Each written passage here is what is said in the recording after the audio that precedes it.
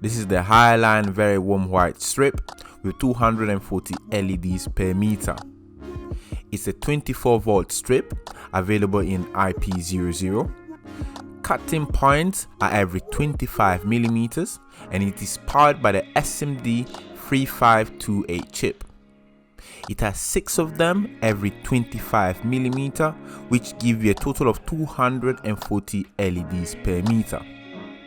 It has a 10 millimeter wave PCB and with a power consumption of 19.2 watts per meter, it will generate a total of 1500 lumens per meter at 2100 Kelvin.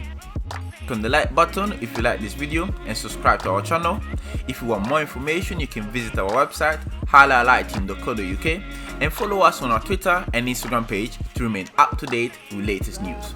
Thank you very much for watching and see you next time.